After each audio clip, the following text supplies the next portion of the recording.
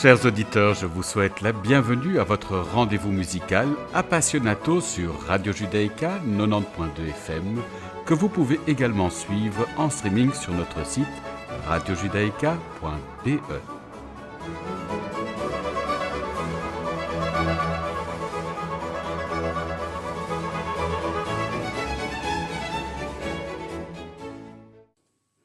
Nous avons l'immense plaisir d'accueillir aujourd'hui la pianiste Momo Kodama. Bonjour Momo. Bonjour. Alors je résume votre parcours. Vous êtes née à Osaka, mais votre famille déménage en Allemagne alors que vous n'avez que 8 mois. Comme votre sœur aînée, Marie, vous débutez l'apprentissage du piano à 3 ans. Vous suivez la classe de Germaine Mounier, une élève d'Yvnat et de Magda Tagliaferro au Conservatoire national supérieur de musique de Paris, et ensuite avec Murray Peraya, Andras Schiff, Vera Gornosdaeva et Tatiana Nikolaeva.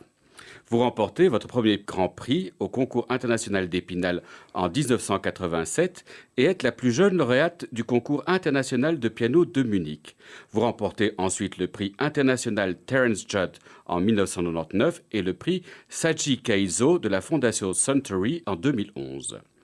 Depuis, vous vous produisez avec la Philharmonique de Berlin, le Symphonique de Boston, le Symphonique de la NHK, l'Orchestre de la NDR de Hambourg, l'Orchestre Philharmonique de Radio France ou le Philharmonique de Liverpool sous la direction de Seiji Ozawa, Eliahu Inbal, Roger Norrington, Lawrence Foster, Kent Nagano ou André Previn. Vous collaborez avec les violonistes Christian Tetzlaff, Renaud Capuçon, Augustin Dumay, Yuzuko Origome, les violoncellistes Gauthier Capuçon, Steven Isserlist, la pianiste Marie Kodama, votre sœur, et le clarinettiste Jörg Wiedmann. Je vous propose de débuter notre entretien avec une barque sur l'océan de Maurice Ravel. Notre invité, Momo Kodama, est au piano.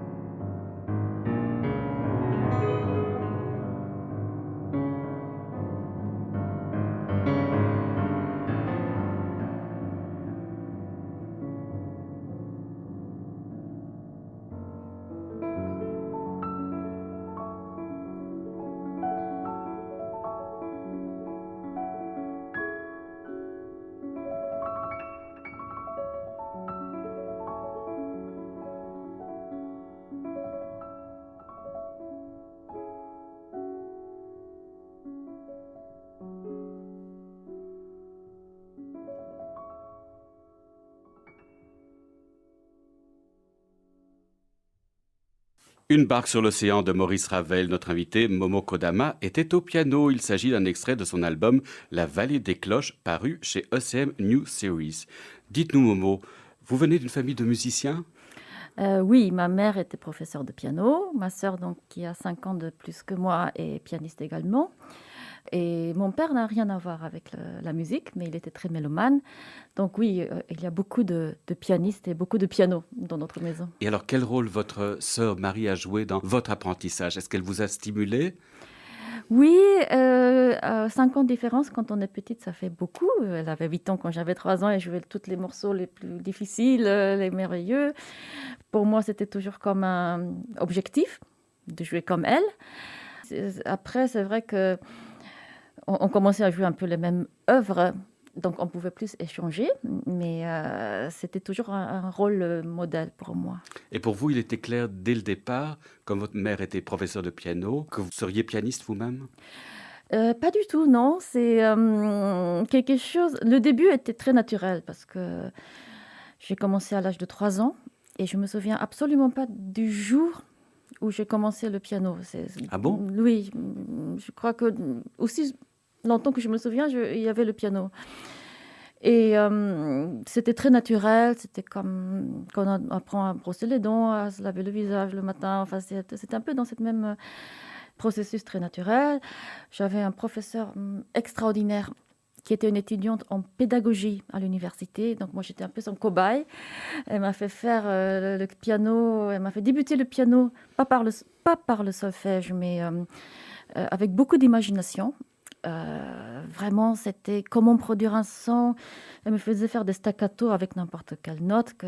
C'était une grenouille qui sautait, ou et il y avait les 2 doigts qui marchaient comme 2 jambes sur le piano. Donc c'était vraiment comme un jeu. Et ça m'a fait vraiment aimer le piano. Donc vous n'êtes jamais sentie contrainte? Pas du tout. Et après, c'est vrai que vers l'âge de 10 ans,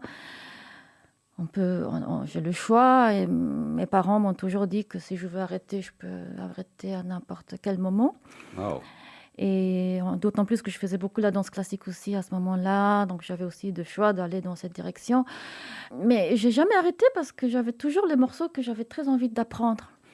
Et c'était une suite de successions de vouloir découvrir, d'apprendre. Et je crois que ça n'a pas vraiment changé cette attitude aujourd'hui. Alors dites-moi, quel souvenir gardez-vous de votre première apparition en public? Ah, alors ça, c'était pour la télévision française à Ah, l'âge directement? de 8 ans. Oh mon Dieu! Donc, c'est pas vraiment un public, mais c'est la chose officielle que j'ai faite. Je me souviens que c'était à 9h30 du soir. Alors, j'avais très sommeil. On venait de l'Allemagne, on habitait à l'Allemagne. À ce moment-là, on est revenu à Paris. J'ai fait la générique d'une émission qui était consacrée à Alexis Weissenberg. Après, j'ai commencé à faire des concours juniors vers l'âge de 11, 12, 13 ans. Après, j'avais fait les concours pour adultes. Je crois que jusqu'à l'âge de 16-17 ans, c'était vraiment quelque chose de très naturel. J'avais aucun trac. Je préparais vraiment bien. J'avais des professeurs qui étaient aussi très exigeants, sans tétaniser. Je ne sais pas comment Oui, on oui, peut tout à dire. fait. Oui, je crois que j'ai eu beaucoup de chance, mais c'est vrai que le trac, tout ça, c'est venu plus tard. C'est venu plus tard. Oui, c'est Euh, euh, arrivé vers 18-19 ans, et puis on se pose plus de questions aussi, et je pense que le plus qu'on se pose des questions, le plus on a le trac, et il y a d'autres choses qui se passent, ce qui n'est pas forcément négatif, mais c'est autre chose. Oui, évidemment, ça me semble tout à fait logique. Alors je Oui. vous propose de poursuivre en vous écoutant, votre sœur et vous, dans la transcription d'Édouard Langer de La mort du cygne du lac des cygnes de Piotr Ilyich Tchaïkovski.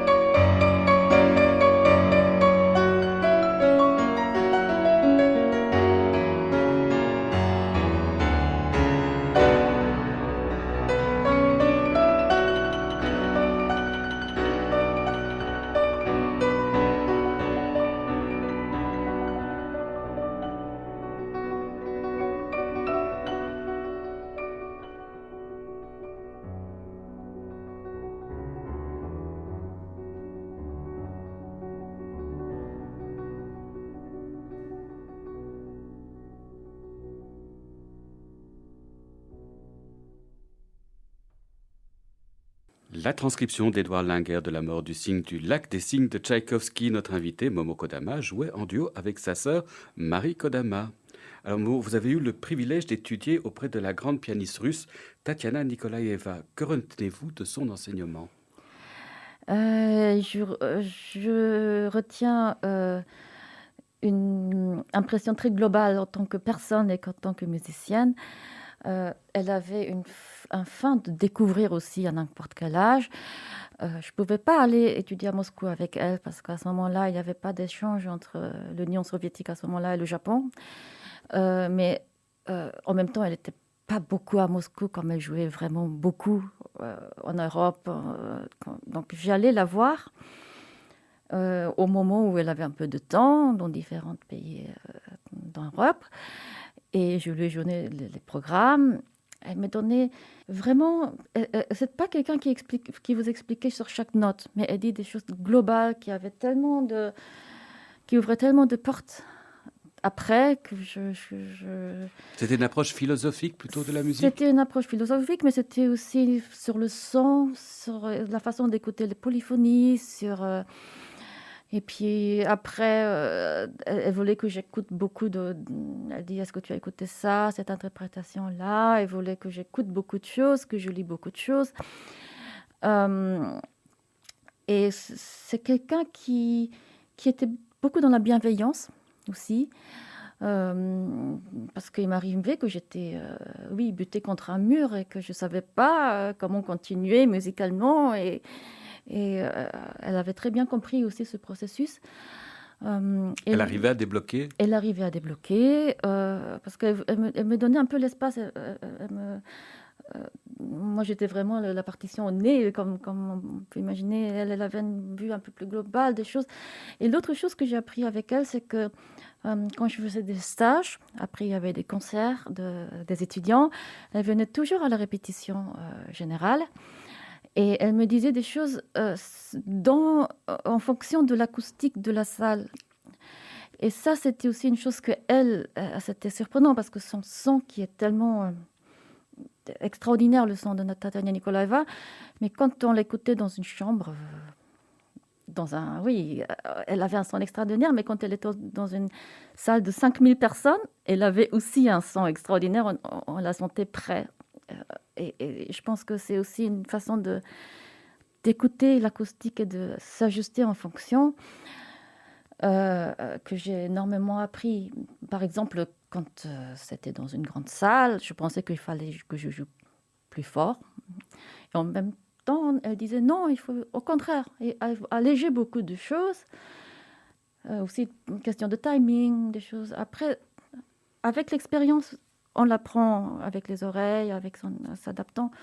Mais ça, c'est aussi une chose importante qu'elle m'a appris. Alors, on trouve sur YouTube des masterclass qui sont très enrichissantes de vous. Quelle place occupe l'enseignement dans votre activité? Pour l'instant, je n'ai pas de classe fixe. Je ne suis pas professeure encore dans une institution, université. Mais de plus en plus, je suis très intéressée par la nouvelle génération.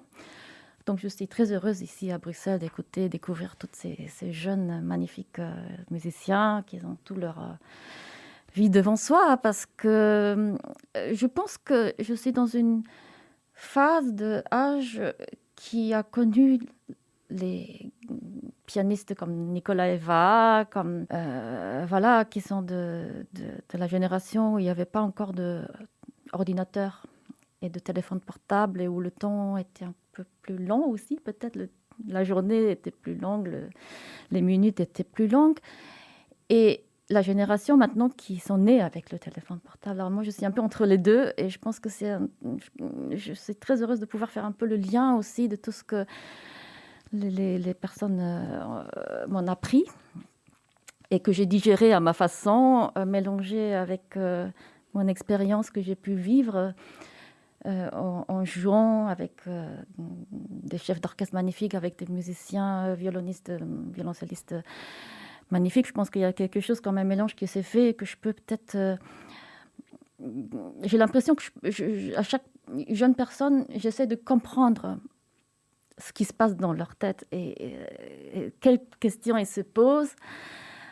Et si je peux un peu apporter quelque chose, oui, c'est quelque chose que je trouve fascinant. J'adore. Alors, je propose de vous écouter pour l'instant dans l'Allegro du concerto pour piano et orchestre en la majeur numéro 23, Kochel 488 de Wolfgang Amadeus Mozart. Le Mito Chamber Orchestra qui vous accompagne est placé sous la direction de Seiji Ozawa.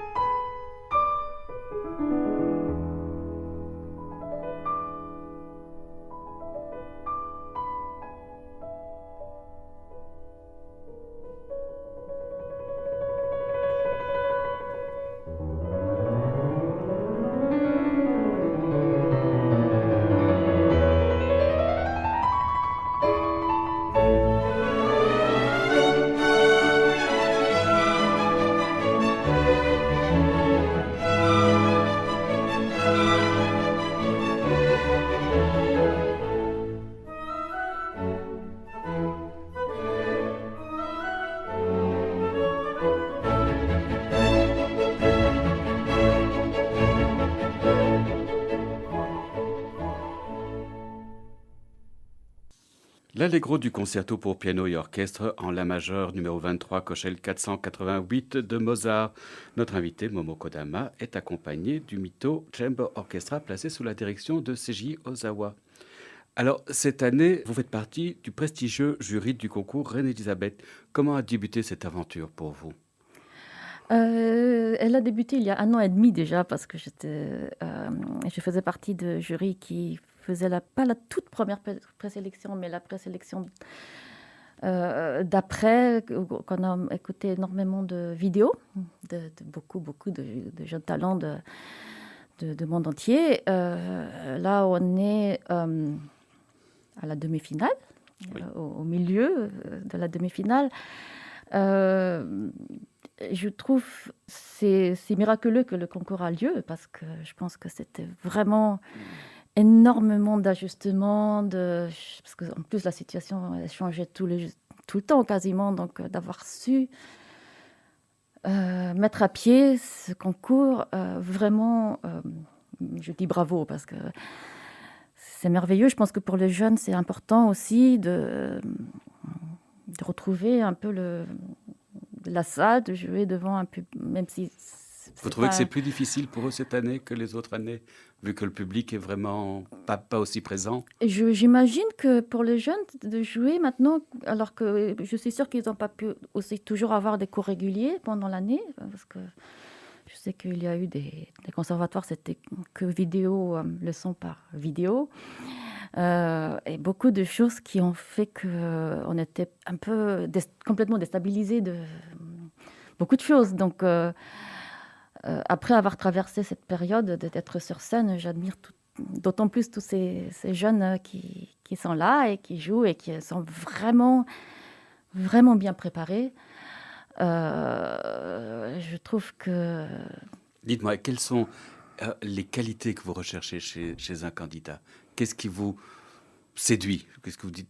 Qu'est-ce qui vous fait dire, tiens, celui-là, vraiment, il mérite Pour moi, je C'est trouve difficile. que pour tout le monde, il y a quelque chose. Donc, mais la chose que je trouve vraiment intéressante, quelle façon il a lu la partition, ou elle a lu la partition, et l'assimilé, comment dire, La langue du compositeur? oui, de quelle manière il a assimilé en lui, et après aussi il y a le côté pratique, je veux dire, à quel point il arrive à le sortir avec ses 10 doigts, avec ses 2 pieds aussi, parce que la pédale aussi, elle est là, et savoir le transmettre. Mais c'est quand même des conditions un peu exceptionnelles, parce qu'il arrive vraiment sur scène, il faut que ça se fasse ce jour-là, ce moment-là. Donc c'est beaucoup de critères qui sont Est-ce que l'émotion est aussi exceptionnels. très importante L'émotion de... qu'il véhicule? Est-ce que si vous êtes touché par un artiste mais que sa technique n'est pas transcendante, est-ce que pour vous c'est plus important ou l'aspect technique est vraiment quelque chose de fondamental? L'aspect technique pour moi, c'est pas juste les notes et pas juste jouer vite et propre, mais c'est comme vous dites, la façon dont il arrive à exprimer quelque chose que lui, il pense que c'est ce que Beethoven voulait dire. Et puis parce qu'il y a des fausses notes qui dérangent moins, et qu'il y a d'autres fausses notes qui sont... On ne peut pas dire que les fausses notes sont au bon endroit ou au mauvais endroit, mais il y a quand même quelque chose, oui, vous comprenez. Je comprends, oui. Donc, oui, je pense que pour moi, c'est plus important, effectivement, parce qu'une fausse note, ça peut arriver. Je veux dire, on est humain. Une manque, défaillance d'une fraction de seconde de concentration, ça peut arriver. Ça, c'est pas... Mais c'est vrai que comment sent le jeune interprète, oui, ça, pour moi, c'est important. Après, il faut dire aussi que c'est comment c'est en ce moment. Ça ne veut pas dire que, comme je vous disais, les jeunes, ils ont toute leur vie devant eux. Ils sont... Enfin, moi aussi encore, enfin, à n'importe quel âge, on est encore en train d'évoluer, de changer, d'aller vers l'avant. Et ça dépend de chaque musicien soi-même. Qu'est-ce qu'ils veulent. Donc, je pense que le concours, c'est vraiment extraordinaire pour qu'on a cette chance de jouer, d'être entendu maintenant avec internet dans le monde entier. S'il y a un bon résultat, c'est extraordinaire parce qu'ils ont d'autres chances qui arrivent après. Si ça marche, peut-être pas, parce que malheureusement, pas tout le monde est en finale. Je pense que c'est très important de prendre ça comme un tremplin pour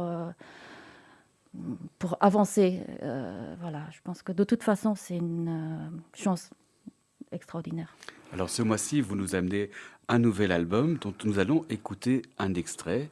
Donc voici une partie de Lotus Under the Moonlight du compositeur japonais Toshio Ozokawa.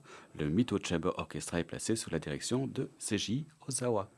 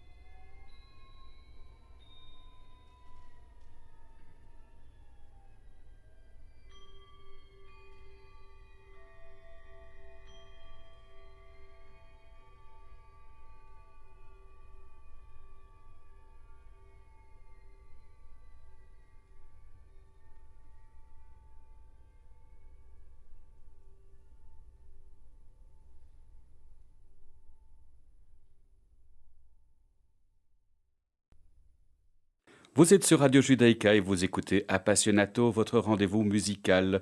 Un extrait de Lotus Under the Moonlight du compositeur japonais Toshio Ozokawa. Notre invité, la pianiste Momoko Dama, était accompagnée du Mito Chamber Orchestra, placé sous la direction de Seiji Ozawa.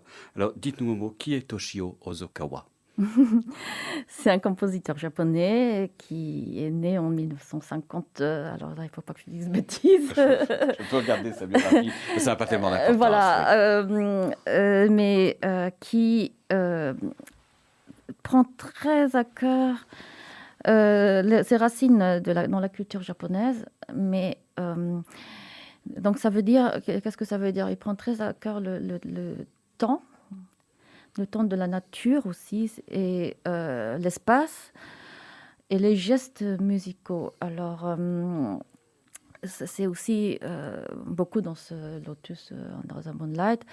C'est une image très poétique de la fleur de lotus, qui est une fleur très représentative dans la culture bouddhiste. Elle représente l'humain, si j'ai bien compris. Oui, alors il pense que je trouve aussi c'est très beau cette image quand la fleur est fermée. Ça ressemble à une main qui est en prière. Et donc cette lotus qui a les racines dans la boue et qui monte de la surface d'eau et après qui montre leur très beau visage vers la lune. Et donc, et la lune, je pense que là, dans ce contexte-là, ça représente Mozart, ça représente la culture occidentale. Il y a d'ailleurs une citation de Mozart. Il y a une citation à la fin, oui. Et cet concerto a été écrit pour les 250 ans de l'anniversaire de Mozart. Et c'est la radio Norddeutsche Rundfunk qui a commandé l'orchestre de la NDR, maintenant qui s'appelle Elbphilharmonie, qui a changé de nom entre-temps, qui l'a commandé. Alors pour lui, c'était il a dit lui-même que c'était une tâche très difficile d'écrire un concerto qui va être joué dans la même soirée que Mozart. Il considère que c'est un génie absolu, Mozart, ce qui est... Je suis tout à fait d'accord avec lui, et que c'était une tâche très difficile. Donc, il faut dire que Ozokawa est très modeste aussi. Et il a trouvé cette solution magnifique en s'inclinant. Il dit que c'est l'Occident, c'est l'Orient qui s'incline devant l'Occident. Ça veut dire que c'est Ozokawa qui s'incline devant Mozart. C'est un peu ça l'idée générale. Et cette citation à la fin de mon concerto de Mozart, le deuxième mouvement de concerto de Mozart en la majeure, quand elle arrive soudain, tout le morceau fait sens. Donc c'est une œuvre en un mouvement. C'est comme une narration. Oui, et elle est très très belle cette œuvre. Moi, je trouve que c'est un chef-d'œuvre de 20e siècle. Et entre-temps, d'ailleurs, ce qui prouve, c'est que c'est vrai que moi, je l'ai joué plus que 20 fois. J'ai dû le jouer peut-être 25 fois, quelque chose comme ça. Mais beaucoup d'autres pianistes l'ont joué déjà aussi. Ce qui veut dire que c'est en train de rentrer dans le répertoire. Et c'est une œuvre qui est difficile à jouer? Pour moi, toute œuvre est difficile à jouer. Mais qu'est-ce qui est difficile dans cette œuvre? C'est qu'il y a beaucoup de... c'est comme un millefeuille de beaucoup de couches de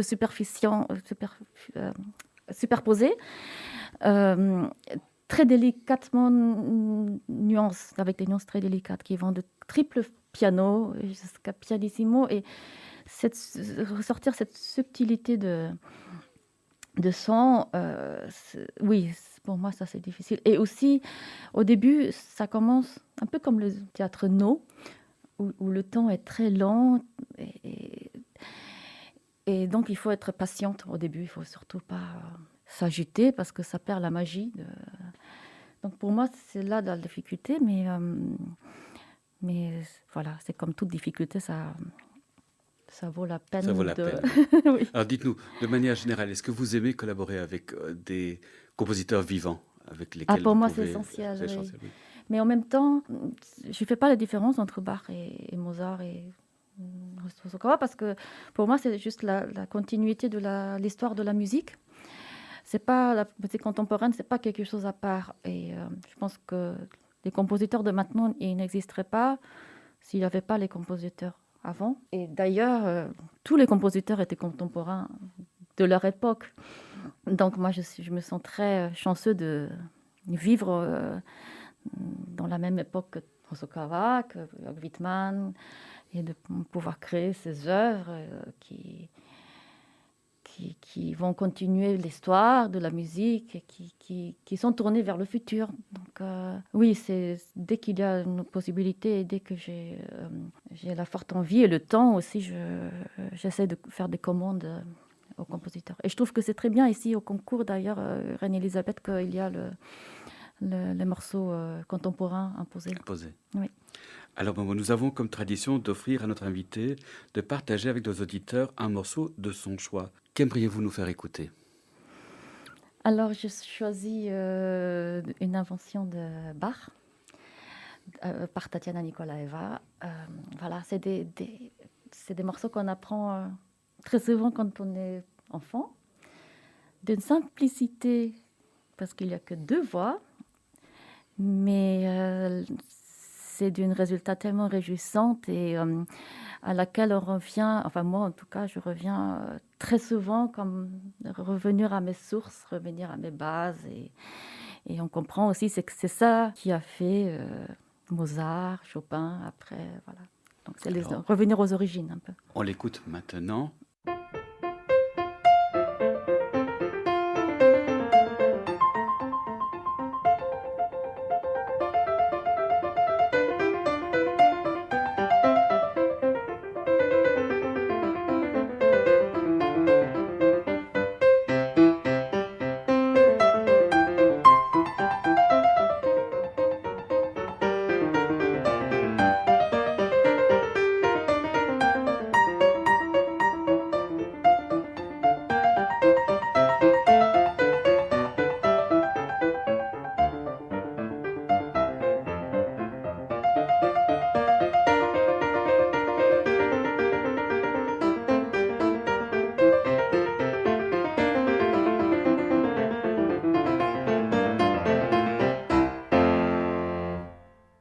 Alors, c'était donc la 8e invention en mi majeur, dont le numéro de catalogue est le 779 par Tatiana Nikolaeva. Il s'agissait du choix de notre invité Momo Kodama.